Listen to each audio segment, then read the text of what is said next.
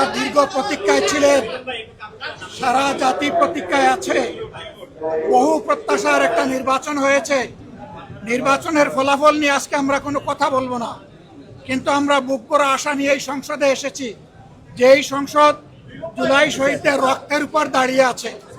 আমরা অনুরোধ করেছিলাম যে এই সংসদে যারা ফ্যাসিস্ট সরকারের দূষর ছিল, যারা খুনের সহযোগী ছিল, তারা কেউ যেন এখানে কোনো বক্তব্য রাখতে না পারে। এই প্রেসিডেন্ট 3টা কারণে অপরাধী, যার বক্তব্য এই মহান সংসদে আমরা শুনতে পারি না। প্রথম কারণ হচ্ছে তিনি সমস্ত খুনের সহযোগী ছিলেন।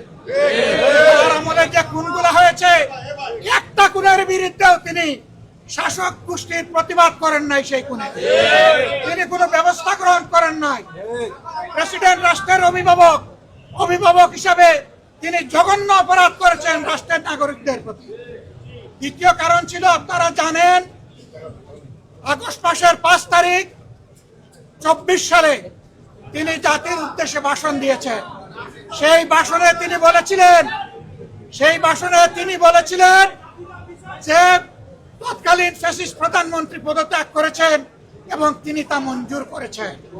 পরবর্তী পর্যায়ে আপনারা দেখেছেন, 2টা মিডিয়ার সাথে সাক্ষাৎকার দিতে গিয়ে তিনি তা অস্বীকার করেছেন। নতুন গল্প সামনে নিয়ে এসেছেন। তিনি জাতির সামনে মিথ্যাবাদী হিসাবে সাব্যস্ত হয়েছেন। দেশের প্রেসিডেন্ট মিথ্যাবাদী সাব্যস্ত হওয়ার পরে প্রেসিডেন্ট হিসেবে তার আর কোনো নৈতিক অধিকার থাকে না।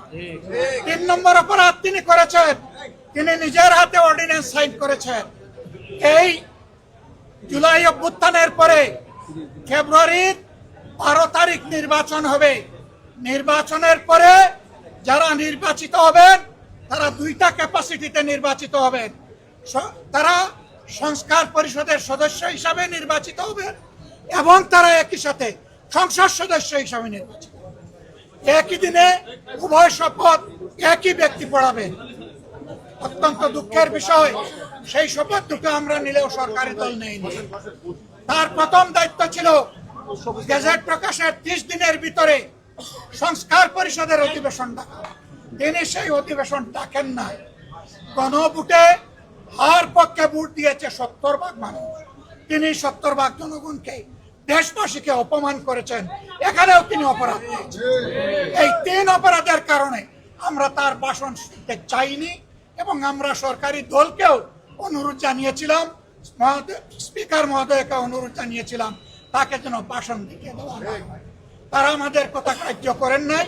আমরা সংক্ষুব্ধ হয়ে সংসদ থেকে বের হয়ে এসেছি। আমরা আগামীতে এই সংসদে কোনো অন্যায়কে আমরা বরদাস্ত করবো না এবং মেনে নেব। আমরা জনগণের স্বার্থের পক্ষে লড়াই করে যাব, অধিকারের পক্ষে লড়াই করে যাব। প্রিয় দেশবাসী, আমরা আপনাদের সাথে আসছি, আপনাদের অধিকারের পক্ষে আছি, আপনাদের রায়ের প্রতি আমাদের সম্মান আছে। আমরা আছি আপনাদের সাথে, আপনারাও থাকবেন আমাদের সাথে।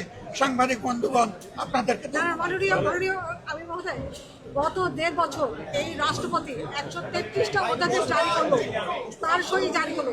সেই অধ্যাদেশের আছে, সেই ব্যাপারে তো আপনারা কোনো বক্তব্য দেন? দফায় বক্তব্য দিয়েছি। আমরা মূল জায়গায় বক্তব্য দিয়েছি। ধরে একটা করে বক্তব্য দেওয়ার কোনো দরকার নেই। আমরা তার নৈতিক বৈধতা বহু আগে অস্বীকার করেছি, প্রত্যাখ্যান করেছি।